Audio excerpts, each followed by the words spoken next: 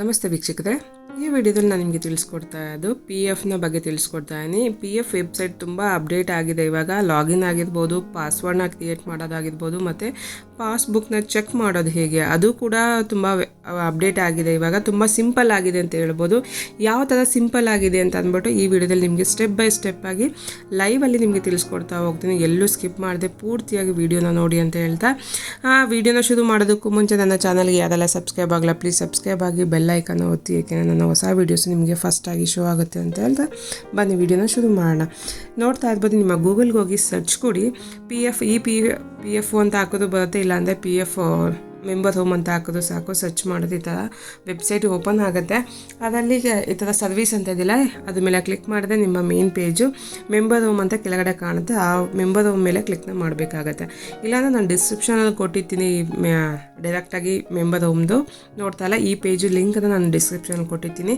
ಹೋಗಿ ಕ್ಲಿಕ್ ಮಾಡಿದ್ರೆ ಡೈರೆಕ್ಟ್ ಈ ಪೇಜ್ ಓಪನ್ ಆಗುತ್ತೆ. ನೋಡ್ತಾ ಇದ್ದಲ್ಲ, ಇಲ್ಲಿ ನಿಮ್ಮ PFನ ಎಷ್ಟು ಸ್ಮಾರ್ಟಾಗಿ ಎಷ್ಟು ಈಸಿಯಾಗಿ ಮಾಡಿದ್ದಾರೆ ಅಂತ ತಿಳಿಸ್ಕೊಡ್ತೀನಿ. ನಿಮ್ಮ ಲಾಗಿನ್ ಆಗಬೇಕಾದ್ರೂ ಅಷ್ಟೇ, UN ನಂಬರು ಪಾಸ್ವರ್ಡು ಲಾಗಿನ್ ಕೊಟ್ಟರೆ ಸಾಕು.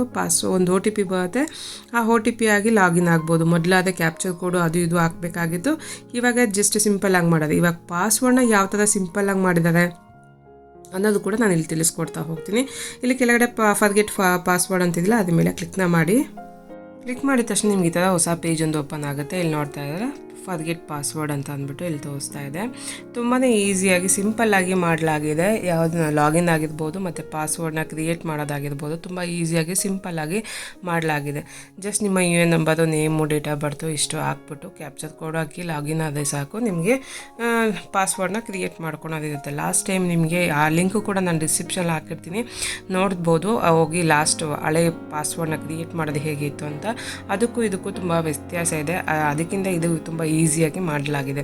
ಯಾವ ಥರ ಮಾಡೋದು ಅಂತ ಇಲ್ಲಿ ತೋರಿಸ್ಕೊಡ್ತಾ ಹೋಗ್ತೀನಿ. ನೋಡ್ತಾ ಇರ್ಬೋದು, ಮೇಲ್ಗಡೆ UN ನಂಬರ್ನ ಹಾಕೋಬೇಕಾಗುತ್ತೆ. ನಿಮ್ಮ UN ನಂಬರ್ ಏನಿರುತ್ತೆ PF ನಂಬರು ಹಾಕ್ಕೊಂಡು, ಮತ್ತು ನಿಮ್ಮ ಆಧಾರ್ ಕಾರ್ಡಲ್ಲಿ ಏನೇನು ನಿಮ್ಮ ಹೆಸರಿರುತ್ತಲ್ಲ ಹೆಸರು ಹಾಕ್ಕೊಂಡು ಡೇಟ್ ಆಫ್ ಬರ್ತ್ನ ಸೆಲೆಕ್ಟ್ ಮಾಡ್ಕೋಬೇಕಾಗುತ್ತೆ. ಆದಮೇಲೆ ಜೆಂಡರ್ನ ಹಾಕ್ಕೊಂಡು ಮೊಬೈಲ್ ನಂಬರು, ಆಧಾರ್ ಕಾರ್ಡ್ಗೆ ಯಾವುದು ಮೊಬೈಲ್ ನಂಬರ್ ಲಿಂಕ್ ಇರುತ್ತಲ್ಲ ಅದೇ ನಂಬರ್ನ ಇಲ್ಲಿ ಟೈಪ್ನ ಮಾಡ್ಕೋಬೇಕಾಗುತ್ತೆ, ಮೊಬೈಲ್ ನಂಬರ್ನ ಹಾಕ್ಕೋಬೇಕಾಗುತ್ತೆ.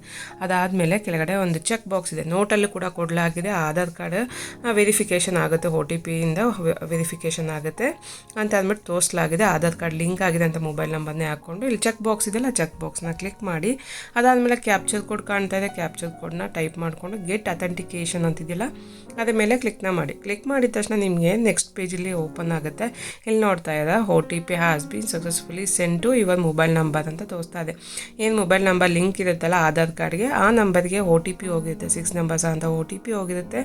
ಆ OTPನ ನೀವು ಇಲ್ಲಿ ಎಂಟರ್ನ ಮಾಡಬೇಕಾಗತ್ತೆ. OTPನ ಹಾಕ್ಕೊಂಡು ಪಾಸ್ವರ್ಡ್ನ ಕ್ರಿಯೇಟ್ ಮಾಡ್ಕೋಬೇಕಾಗತ್ತೆ. ಪಾಸ್ವರ್ಡ್ನ ಯಾವ ಥರ ಕ್ರಿಯೇಟ್ ಮಾಡ್ಕೋಬೇಕು ಅಂತಂದರೆ, password capital letter, small letter ಮತ್ತು ನಂಬರ್ಸು ಜೊತೆಗೆ ಸ್ಪೆಷಲ್ ಕ್ಯಾರೆಕ್ಟರ್ಸ್ ಇರುತ್ತಲ್ಲ, ಹ್ಯಾಶು, ಡಾಟು ಅಂತ ಅಂದ್ಬಿಟ್ಟು ಅಂಥದ್ದು ಯಾವುದಾದ್ರು ಒಂದು ಹಾಕ್ಕೊಂಡು ನೀವು ಪಾಸ್ವರ್ಡ್ನ ಹಾಕ್ಕೋಬೇಕಾಗತ್ತೆ. ಎಕ್ಸಾಂಪಲ್ ಬೇಕಾದ್ರೆ ನಾನು ಇಲ್ಲೇ ಪಕ್ಕದಲ್ಲಿ ನಿಮ್ಗೆ ಶೋ ಆಗ್ತಾ ಇರುತ್ತೆ, ನೋಡ್ಬೋದು. ಆ ಥರ ಎಕ್ಸಾಂಪಲಲ್ಲಿ ನೀವು ಈ ಥರ ಪಾಸ್ವರ್ಡ್ನ ಕ್ರಿಯೇಟ್ ಮಾಡಿಕೊಂಡು ಕನ್ಫರ್ಮ್ ಪಾಸ್ವರ್ಡ್ನ ಹಾಕ್ಕೋಬೇಕಾಗತ್ತೆ. ಹಾಕ್ಕೊಂಡು ವೆರಿಫೈ ಅಂತಿದ್ದಿಲ್ಲ, ವೆರಿಫೈ ಮೇಲೆ ಕ್ಲಿಕ್ನ ಮಾಡಿ. ಕ್ಲಿಕ್ ಮಾಡಿದ ತಕ್ಷಣ ನೋಡ್ತಾ ಇರ್ಬೋದು, your password has been successfully changed ಅಂತ ತೋರಿಸ್ತಾ ಇದೆ. ಪ್ಲೀಸ್ ಕ್ಲಿಕ್ ಹಿಯರ್ ಅಂತ ಇದೆಯಲ್ಲ ಅದ್ರ ಮೇಲೆ ಕ್ಲಿಕ್ನ ಮಾಡ್ಕೊಳ್ಳಿ. ಪಾಸ್ವರ್ಡ್ ಚೇಂಜ್ ಆಗಿದೆ ಸಕ್ಸಸ್ಫುಲ್ ಆಗಿ. ಪಾಸ್ವರ್ಡ್ನ ಒಂದು ಕಡೆ ಬರೆದಿಟ್ಕೋಬೇಕಾಗುತ್ತೆ. ಅದಾದಮೇಲೆ ಲಾಗಿನ್ ನೋಡ್ತಾ ಇರ್ಬೋದು, ಮೇನ್ ಪೇಜ್ ಬಂದಿದೆ. ಇವಾಗ ಯಾವ ರೀತಿ ಲಾಗಿನ್ ಆಗೋದು ಅಂತ ಅಂದ್ಬಿಟ್ಟು ತೋರಿಸ್ಕೊಡ್ತೀನಿ. ಸಿಂಪಲ್ ಆಗಿದೆ ಈ ಸಲ ಲಾಗಿನ್ ಮಾಡೋದಕ್ಕೆ. ನಿಮ್ಮ UN ನಂಬರ್ ಹಾಕೋಬೇಕಾಗುತ್ತೆ. ಅದಾದಮೇಲೆ ಪಾಸ್ವರ್ಡ್ ಏನು ಕ್ರಿಯೇಟ್ ಮಾಡಿದ್ದೀರಲ್ಲ ಅದನ್ನ ನೋಟ್ ಮಾಡಿ ಇಟ್ಕೊಂಡಿರ್ಬೇಕಾಗುತ್ತೆ. ಆ ಪಾಸ್ವರ್ಡ್ನ ಇಲ್ಲಿ ಹಾಕೋಬೇಕಾಗುತ್ತೆ. ಹಾಕ್ಕೊಂಡು ಸೈನ್ ಇನ್ ಅಂತ ಕೊಡಬೇಕು. ಸೈನ್ ಇನ್ ಅಂತ ಕೊಟ್ಟಿದ ತಕ್ಷಣ ನಿಮಗೆ ನೆಕ್ಸ್ಟ್ ಪೇಜ್ ಓಪನ್ ಆಗುತ್ತೆ. ಇಲ್ಲಿ ನೋಡ್ತಾ ಇರಲ್ಲ, ನಿಮ್ಮ ಮೊಬೈಲ್ ನಂಬರ್ ಏನು ರಿಜಿಸ್ಟರ್ ಆಗಿರುತ್ತಲ್ಲ ಆ ನಂಬರ್ಗೆ ಮತ್ತೆ 6 ನಂಬರ್ಸ್ ಅಂತ OTP ಹೋಗಿರುತ್ತೆ. ಆ OTPನ ಜಸ್ಟ್ ನಿಮ್ಗೆ OTPನ ಹಾಕ್ಕೊಂಡು ಸಬ್ಮಿಟ್ ಮಾಡೋದಷ್ಟೇ. ಇಲ್ಲೆಲ್ಲೂ ಕ್ಯಾಪ್ಚರ್ ಕೋಡು ಏನೂ ಇರೋದಿಲ್ಲ. ತುಂಬ ಸಿಂಪಲ್ ಆಗಿದೆ. ಲಾಸ್ಟ್ ಟೈಮ್ ಆದರೆ 2-3 ಕಡೆ ಕ್ಯಾಪ್ಚರ್ ಕೋಡ್ನ ಹಾಕ್ಕೊಂಡು ಸಬ್ಮಿಟ್ ಮಾಡಬೇಕಾಗುತ್ತೆ. ಇಲ್ಲಿ ಜಸ್ಟ್ OTP ಹಾಕಿ ಸಬ್ಮಿಟ್ ಮಾಡಿಬಿಟ್ರೆ ನೋಡ್ತಾ ಇರೋ ಈ ಥರ ಲಾಗಿನ್ ಆಗುತ್ತೆ, ನಿಮ್ಮ PFಗೆ ಲಾಗಿನ್ ಆಗುತ್ತೆ. ನಿಮ್ಮ ಮೆಂಬರ್ ಡೀಟೇಲ್ಸ್ ಎಲ್ಲ ಇಲ್ಲೇ ರೈಟ್ ಸೈಡಲ್ಲಿರುತ್ತೆ. ನಿಮ್ಮ ರೈಟ್ ಸೈಡಲ್ಲಿ ನೋಡ್ತಾ ಇರ್ಬೋದು, ನಿಮ್ಮ ಹೆಸರು, ಡೇಟ್ ಆಫ್ ಬರ್ತ್ ಪ್ರತಿಯೊಂದು ಕೂಡ ಇರುತ್ತೆ. ಈ ಥರ ಇರುತ್ತೆ. ಇಲ್ಲಿ ಮೇಲ್ಗಡೆ ಆನ್ಲೈನ್ ಸರ್ವಿಸ್ ಅಂತ ಇದೆಯಲ್ಲ ಅದ್ರ ಮೇಲೆ ಕ್ಲಿಕ್ನ ಮಾಡಬೇಕು. ಅದು ಯಾವ ರೀತಿ ಅಪ್ಲೈ ಮಾಡೋದು ಅಂತ ನಾನು ಇಲ್ಲಿ ತಿಳಿಸ್ಕೊಡ್ತಾ ಇದ್ದು. ಆನ್ಲೈನ್ ಸರ್ವಿಸ್ ಮೇಲೆ ಕ್ಲಿಕ್ನ ಮಾಡಿದ್ರೆ ನಿಮಗೆ ಅದ್ರ ಮೇಲೆ ಕ್ಲೈಮ್ ಅಂತ ಇದೆಯಾ, ಫಸ್ಟ್ ಕ್ಲೈಮ್ ಮೇಲೆ ಕ್ಲಿಕ್ನ ಮಾಡಿ. ಕ್ಲೈಮ್ ಮೇಲೆ ಕ್ಲಿಕ್ ಮಾಡಿದ ತಕ್ಷಣ ನಿಮ್ಗೆ ನೋಡ್ತಾ ಇರಲ್ಲ ಈ ಥರ ಪೇಜ್ ಓಪನ್ ಆಗುತ್ತೆ. ಇಲ್ಲಿ ನಿಮ್ಮ ಬ್ಯಾಂಕ್ ಅಕೌಂಟ್ ಪಾಸ್ಬುಕ್ ನಂಬರ್ನ ಕೇಳ್ತಾ ಇದೆ. ನಿಮ್ಮ ಅಕೌಂಟ್ ಯಾವ ಅಕೌಂಟ್ ಅದಕ್ಕೆ ಲಿಂಕ್ ಆಗಿದೆಯೋ ಅಲ್ಲಿ ಬಾಕ್ಸ್ ಕೆಳಗೆ ನಿಮ್ಮ ಅಕೌಂಟ್ನ ಯಾವ ಬ್ಯಾಂಕ್ ಅಂದ್ಬಿಟ್ಟು ತೋರಿಸ್ತಾ ಇರುತ್ತೆ. ಆ ಬ್ಯಾಂಕದೇ ನಿಮ್ಮ ಅಕೌಂಟ್ ನಂಬರ್ನ ಹಾಕ್ಕೊಬೇಕಾಗುತ್ತೆ. ಹಾಕ್ಕೊಂಡು ಕೆಳಗಡೆ ಚಿಕ್ಕದಾಗಿ ಒಂದು ವೆರಿಫೈ ಅಂತ ಇರುತ್ತೆ ಬ್ಲೂ ಕಲರಲ್ಲಿ, ಅದ್ರ ಮೇಲೆ ಕ್ಲಿಕ್ನ ಮಾಡಿ. ಕ್ಲಿಕ್ ಆಗಿದ ತಕ್ಷಣ ನಿಮ್ಮ ಬ್ಯಾಂಕ್ ಅಕೌಂಟ್ ವೆರಿಫೈ ಆಗಿರುತ್ತೆ. ವೆರಿಫೈ ಆದಮೇಲೆ ಕೆಳಗಡೆ ನೋಡ್ತಾ ಇರ್ಬೋದು ಪ್ರೊಸೀಡ್ ಫಾರ್ ಆನ್ಲೈನ್ ಕ್ಲೈಮ್ ಅಂತಿದೆಯಲ್ಲ, ಅದ್ರ ಮೇಲೆ ಕ್ಲಿಕ್ನ ಮಾಡಿ. ಕ್ಲಿಕ್ ಮಾಡಿದ ತಕ್ಷಣ ನಿಮ್ಗೆ ಇನ್ನೊಂದು ಹೊಸ ಪೇಜ್ ಓಪನ್ ಆಗುತ್ತೆ. ಇಲ್ಲಿ ನೋಡ್ತಾ ಇಲ್ಲ ಮೇಲೆಲ್ಲ ನಿಮ್ಮ ಡೀಟೇಲ್ಸ್ ಇರುತ್ತೆ.